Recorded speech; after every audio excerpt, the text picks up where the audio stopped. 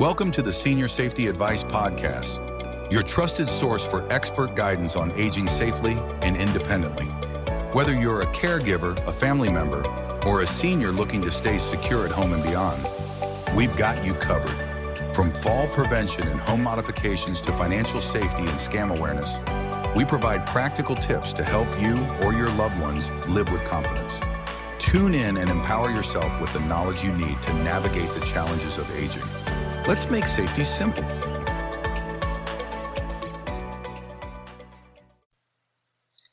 Hi everyone, welcome back to the Senior Safety Advice Podcast. Today we're discussing an important topic, how senior citizens can use social media safely. Social media is a fantastic way to stay connected with loved ones, share memories, and even find entertainment. However, it's also a space where scammers and fraudsters lurk, targeting unsuspecting users. In this session, we'll explore practical tips for safe social media use, common scams to watch out for, and how to recognize and avoid these scams. So let's get started. First, let's talk about why social media is valuable for seniors. First is connecting with family and friends. Platforms like Facebook and WhatsApp allow seniors to stay in touch with family members, especially those who live far away. Next is they help to build communities. Seniors can join groups that align with their interests, whether it's gardening, cooking, or local community events. They have another community that they can interact with online. And the next is entertainment and learning. Things like YouTube offers tutorials and entertainment, while platforms like Pinterest can inspire hobbies such as crafting and cooking. While the benefits of social media are numerous, it's essential to approach these platforms with caution to ensure a safe and enjoyable experience. So here are some best practices to keep in mind when navigating social media. First, keep your personal information private. Avoid sharing sensitive details such as your address, phone number, or financial information. Also be cautious about posting your daily schedule or travel plans, as this could make you vulnerable to scams or even theft. For myself, I post pictures on Facebook after I get home from an event or a trip. That way I'm not leaving my home empty and telling the world how long they have to go through my house before my return. The next thing is to use strong passwords. Create unique passwords for each platform and update them every 3 to 6 months. Do not use something simple to remember, such as 1234. Nowadays, we need so many passwords in our lives, so it's helpful to create unique passwords and then record them in a password book or on a secure app such as Silent Notes, which requires a PIN number to access. For accounts with sensitive information, such as bank accounts and credit card companies, enable two-factor authentication for an added layer of security. Also consider setting up text notifications for purchases that are made on a credit card or with a bank transfer alert, something like that. I did this for my accounts, and I actually stopped someone who was trying to charge over $3,000 worth of flooring to my credit card. Next is to adjust your privacy settings. Familiarize yourself with the privacy settings on platforms like Facebook or Instagram, and limit the people who can see your posts to only trusted friends and family. Next is to be skeptical of unknown contacts. If someone you don't know sends you a friend request or a message, think twice before accepting it. First, we don't need to collect all these unknown people as friends on a social media platform. A higher count of so-called friends whom you don't know just opens you up to scammers and people who will try to take advantage of you in some way. If you don't know them, there's no reason to accept their friendship request. And don't worry about hurting someone's feelings by rejecting them.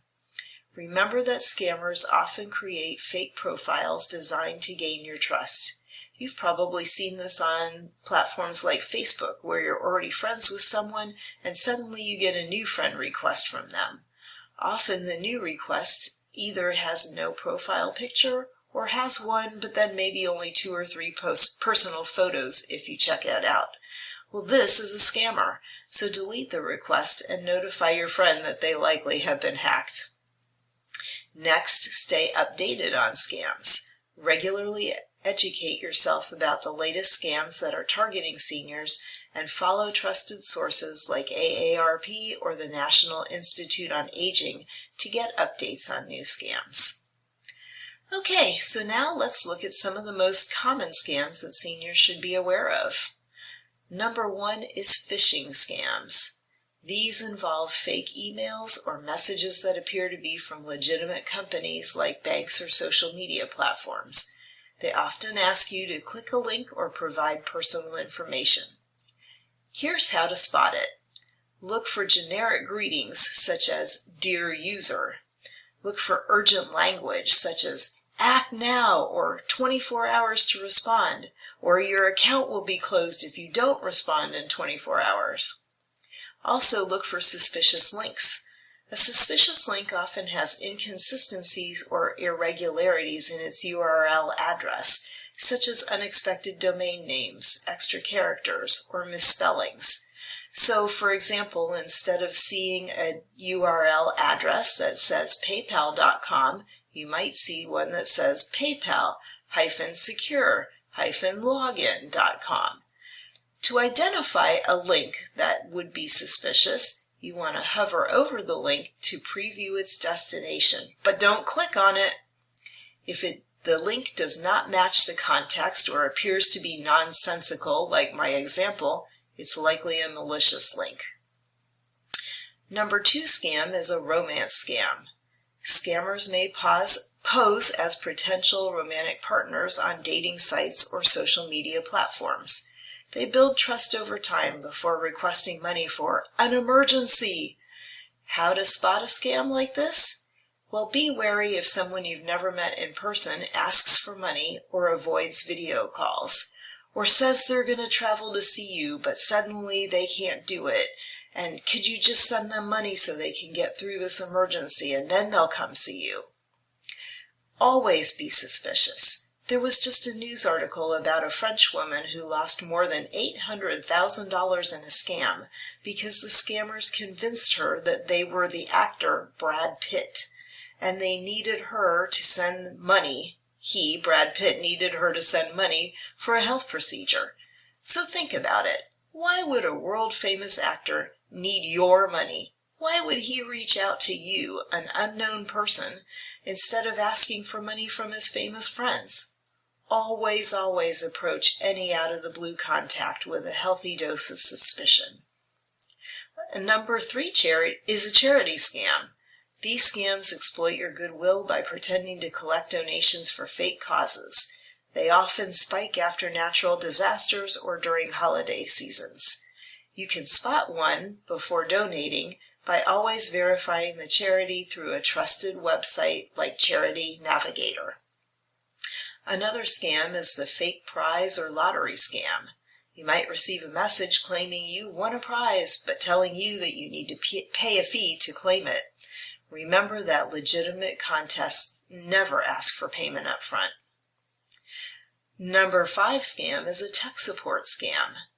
These scams involve fake alerts about computer viruses or account issues. The scammer may ask for remote access to your computer or your phone and ask for payment for unnecessary services. You can spot this because tech companies will never contact you unsolicited about issues with your device.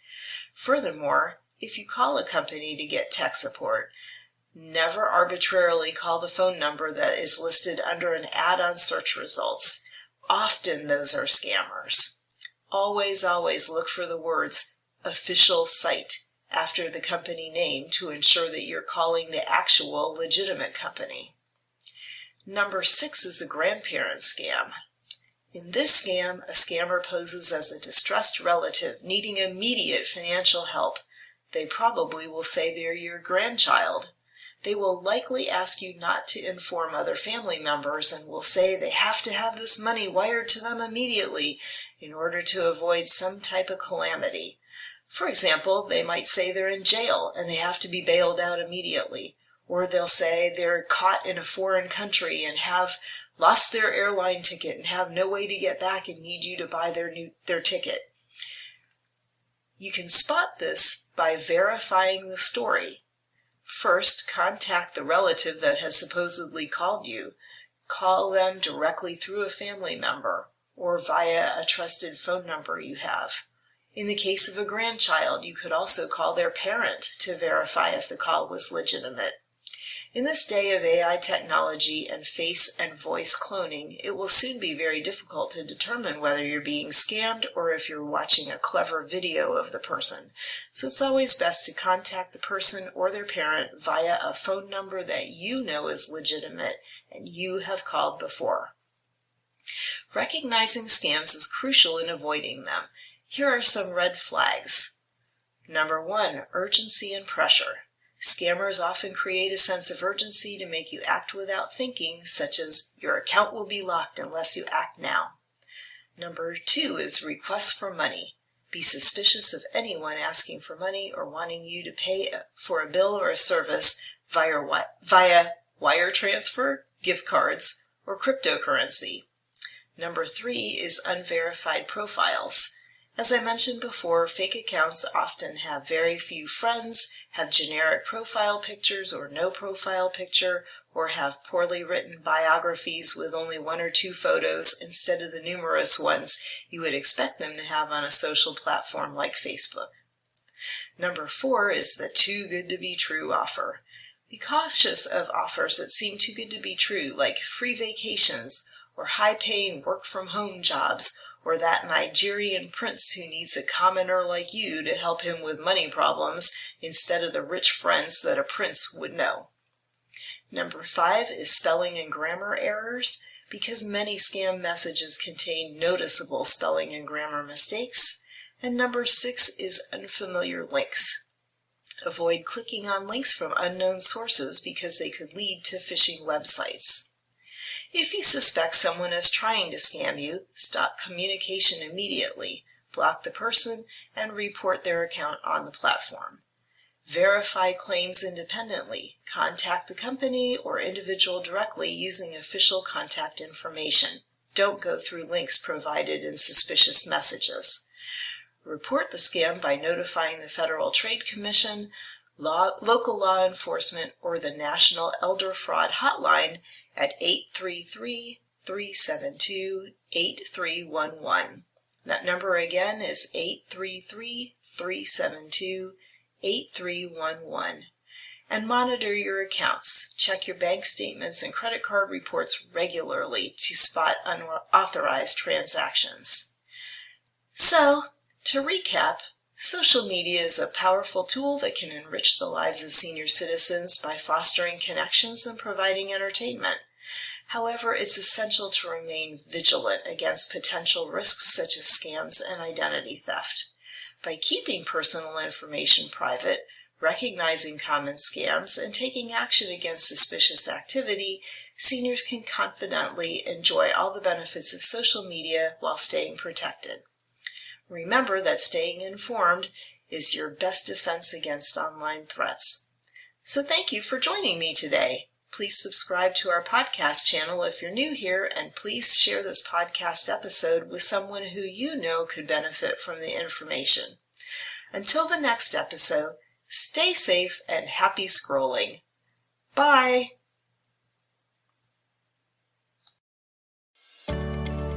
That's it for today's episode of the Senior Safety Advice Podcast, helping you and your loved ones stay safe, independent, and informed.